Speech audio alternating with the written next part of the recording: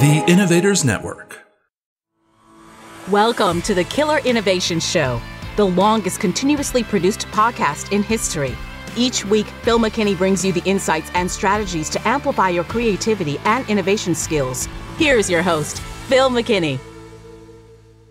Have you ever been on a project where you just know there are people on the team who don't agree with the idea or don't agree with some part of it, but they're not expressing it? You just know that there's some concerns running around on the team, but nobody's willing to discuss it. Nobody's willing to put the issue on the table. What do? How do you get around that? That is the topic for today's show.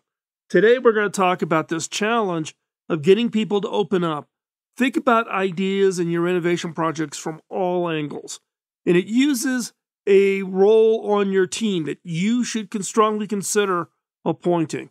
And that is the devil's advocate. Having somebody on your team play that role formally, not just to be a naysayer, but to make the idea better. So what we're going to talk about today is, what is this role? How does it exist? How do industries use it already?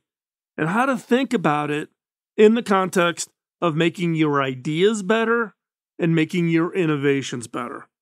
But before we hop into today's episode, got that favor to ask: follow, like, and share. Follow us on social media, like us, give us a thumbs up, give us a 5-star rating wherever you get your podcast, and then share it with others. Share it so that other people can hear about the topics, and it may be something that they're working with or struggling with right now. So without further ado, let's hop in to this week's episode. This episode is sponsored by Zoom. With Zoom, you can streamline your communication, collaboration, and creativity all in one place. Zoom is the market-leading platform that provides video meetings, voice, webinars, and chat across desktops, phones, tablets, and conference room systems. To learn more about Zoom and sign up for your free account, visit killerinnovations.com/Zoom.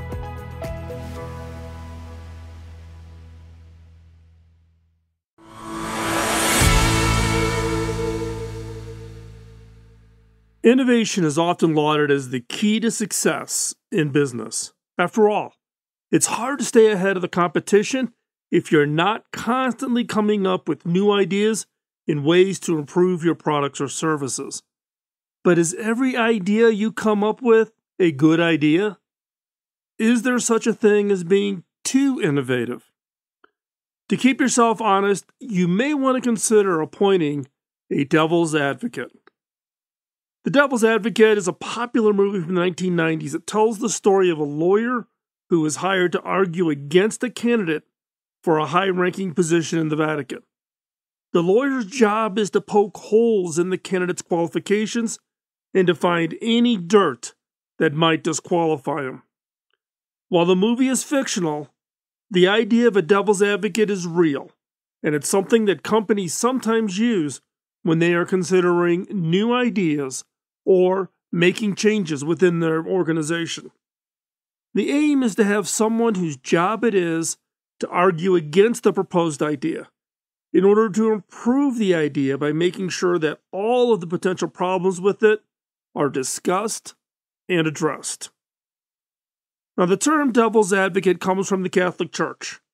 It is the process of canonization, which is the process of declaring someone a saint. There is a devil's advocate whose job it is to argue against that candidate's sainthood. The idea is that if the devil's advocate cannot find anything wrong with the candidate, then he or she is probably deserving of sainthood. Now, there are a few reasons why companies might use a devil's advocate. First, it can help prevent groupthink. Groupthink, when people are working on a project together, it's easy for them to get caught up in thinking that their idea is great and should be implemented immediately. Devil's advocates can help to forestall this by giving other people a chance to voice their objections and to point out any potential problems with an idea. Second, It can help to ensure that all of the stakeholders are on board with a decision. When you're considering a new idea, it's important to get input from all who will be affected by it. The devil's advocate can help to make sure that everyone's concerns are considered before a decision is made. Third, it can help to ensure that a decision is well reasoned and thought out. When you're considering a new idea, it's easy to get caught up in the excitement of it and start thinking about all the ways that it could be successful. But it's also important to consider all of the ways that it could fail. The devil's advocate can help to make sure that you're thinking about both the potential positives and the negatives of a decision before you make it. There are a few potential drawbacks to using a devil's advocate as well. First, it can lead to decision paralysis. If you're considering a new idea and you have someone whose job it is to shoot it down, it's easy to get caught up in all the potential problems and never actually decide to go forward or to kill it. Second, it can frustrate the people who are working on the project. If you're constantly being shot down by someone whose job it is to find fault with your ideas, it can start to feel like your work is never good enough. And third, it can lead to a negative work environment. If people feel like they can't share their ideas without being shot down, they just might stop sharing them altogether. This can lead to a work environment where people are afraid to take risks where new ideas never get a chance to be heard. Overall, there are both positives and negative aspects of using devil's advocates. It's important to weigh the pros and cons carefully before deciding whether to use them on a project. So if you decide to use a devil's advocate on a project, there are a few things you should keep in mind. First, it's important to make sure that everyone understands the role of the devil's advocate. The person identified as playing this role should not be trying to kill the idea outright. Their goal should be to make sure that all the potential problems with it are discussed and considered. Second, it's important to give the devil's advocate enough time to do their job. If you're considering a new idea, you shouldn't just shoot it down as soon as someone raises an objection. Take the time to consider all the objections and to see if there are any valid points that need to be addressed. And third, it's important to make sure that the decision makers are the ones who ultimately decide. The devil's advocate can provide valuable input, but they should not be the ones making the final decision. That should be left to the people who are responsible for implementing the idea. Now, we've all run into this. When we run into someone who starts off a statement with, quote, "Oh, I'm just playing the devil's advocate," end quote, it is usually a sign that they are about to say something which they know is going to be controversial. It's a way of trying to distance themselves from an idea in a passive-aggressive way. The problem with this approach is that it rarely leads to any kind of a productive discussion. The individual raised objections to an idea, but instead of providing constructive criticism, they'll just nitpick and try to find fault with everything. The effect is to shut down the conversation because people feel like they are being attacked. It can also make a person who's playing devil's advocate look like they're just trying to be difficult for the sake of it. If you find yourself in a discussion with someone who is, quote, playing the devil's advocate, remind them the role is a formal one, and if they're volunteering for it, they need to play by the rules. If they're just trying to be contrarian, close down that conversation. So what are the rules of a devil's advocate? Now, if you're being asked to be the devil's advocate, it can feel like being on a debate team. In debate, you are given a position and you must argue for it even if you do not agree with it. The same is true of being a devil's advocate. You have to be willing to take on the role and argue for the other side, even if you do not agree with it. So, here are the 10 rules that will help you be a better devil's advocate. 1. Present an argument against a proposal or idea without necessarily believing in that argument. Do not go in half-hearted. If you've been asked to be the devil's advocate, work out what a valid argument would be against that idea and argue that, present it against it. Challenge the other team, challenge the individuals who has coming up with the idea. Do it in a professional way, but don't do it half-hearted. If you really think it's a great idea and you've been given the challenge of being a devil's advocate, don't just half-hearted. Work out a really strong argument. The argument of what somebody in your mind who would be against it, what would they say? What would be the points they would make? Present an argument against the idea, even though you may not agree. You may think it's a great idea. Number 2, identify and explore potential problems and objections to a proposal in order to improve it. Don't come up with just ideas or problems with it and list them all out. Can you get to 50 problems with an idea? But find those ideas that, if they get addressed, are going to make this proposal, this idea, this innovation so much better than what it is already. Number 3, provide alternative perspectives and challenge assumptions. Understand what those assumptions are. You're not just about the idea. You're not being the devil's advocate for just the idea, but you want to understand how the idea emerged. What are some assumptions that are baked in to this idea, and challenge those assumptions. Also, if the team working on the idea is coming at it from a very specific perspective, come from a different perspective. Come at it from a complete 180-degree opposite from where that team is thinking about. Number 4, force people to think about an issue from all sides and consider all options.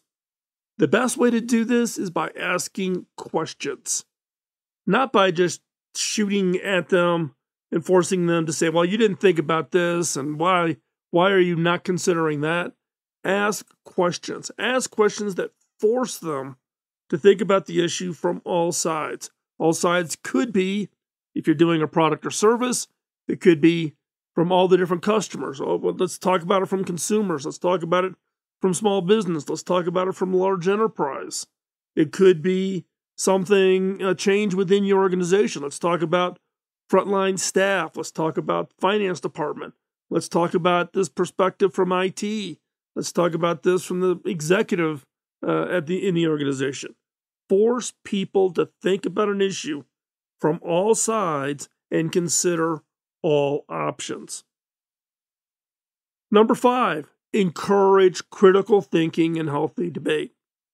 As the devil's advocate, it's not your job to come up with every one of the concerns or every one of the problems. However, you are the person that people will come to. You're that safe area where they can come to you and say, hey, I know you're playing the devil's advocate on this project.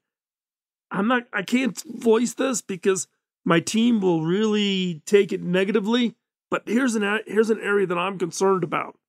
The devil's advocate is to give everybody within the organization feeling like they've got a way to share, to vent, to raise concerns, but do it in a safe and neutral environment. So in this case, you are encouraging critical thinking and you're encouraging healthy debate. Don't stand there and say, well, if you got a criticism, then raise it, facilitate it. If the person still is not comfortable presenting, you present it.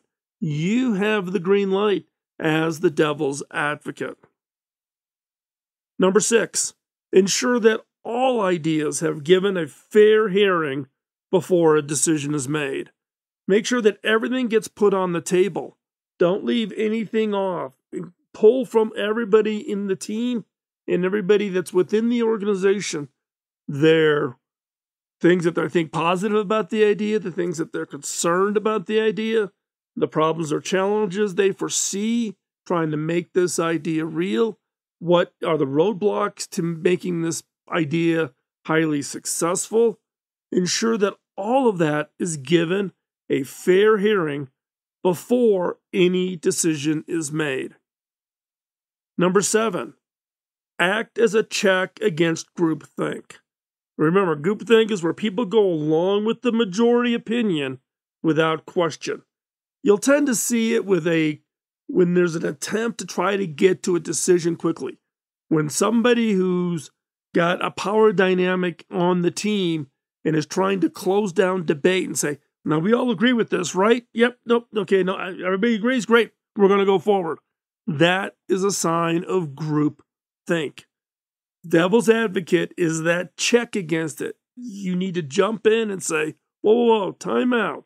We haven't addressed all the issues. We haven't even collected all the input yet. Let's not get caught up in trying to get to this decision or to kind of corral everybody into this excitement and this energy that this is such a great idea. We need to just get on the bandwagon and start implementing. And number 8, be open-minded and objective without being wedded to any particular position. Remember, being a devil's advocate is kind of like being on the debate team. You may have to argue a side of some topic that you absolutely do not agree with. But you have to be open-minded. You can't say, well, I got to argue this even though I don't agree with it. Because that will come across. People will pick up on it. You need to be open-minded. You need to be objective. You need to leave your biases behind. You don't need to be particularly wedded to any one position.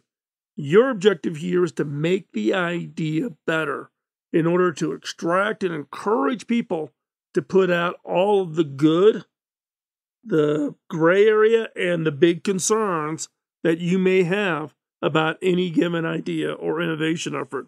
So again, be open-minded while being objective, leaving your biases behind. Number 9, see both sides of an argument and understand the different points of view. Even though you're the devil's advocate and you're typically looking at why this project's going to fail or why this idea is a bad idea, and you're piling that on, you need to be able to see both sides of the argument. If you've come up with a criticism, but in your head, you've come up with the solution, you're not the competition. Share with them the idea that you have to solve the problem. You've identified the problem. If you've got an idea in your head about, well, here's a problem with this idea, but as I was thinking about this, here's potentially one way to solve that problem. You're all on the same team. You're trying to make the idea better. If your idea is not just to chuck out problems, if you've got those ideas to solve it, put them on the table. You need to see both sides of an argument and understand those different point of views and literally help on both sides.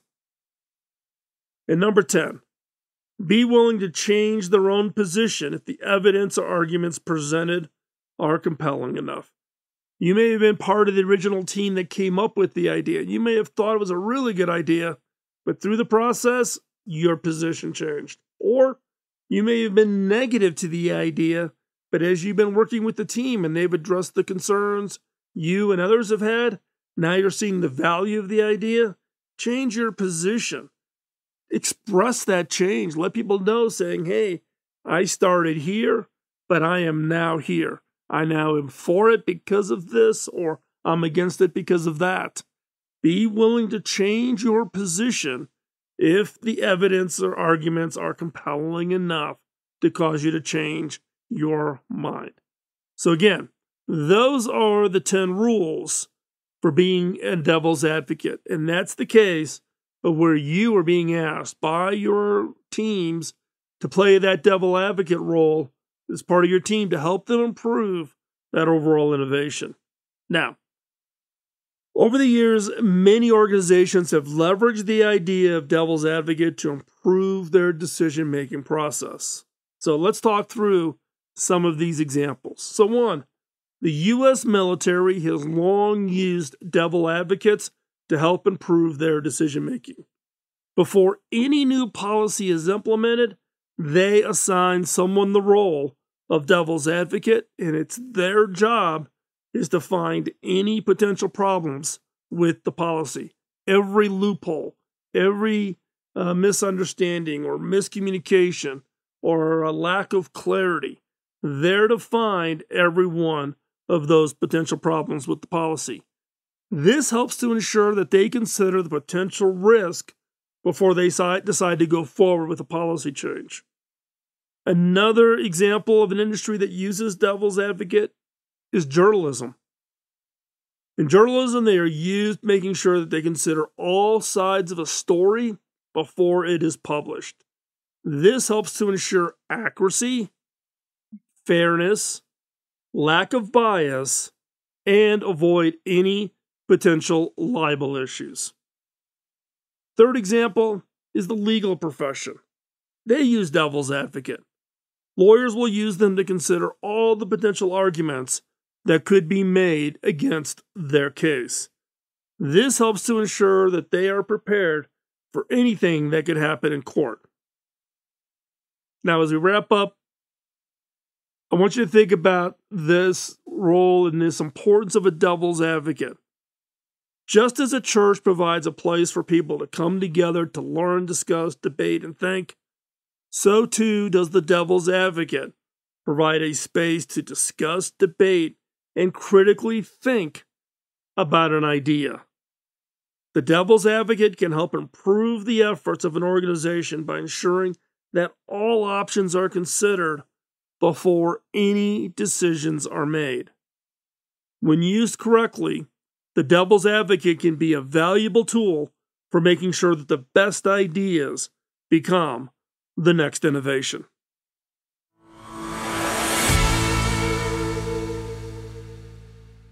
Of the 10 rules of being a devil's advocate, which is the one that you think is most helpful for your project, the one you're working on right now? For me, it's number 5. Encourage critical thinking and healthy debate.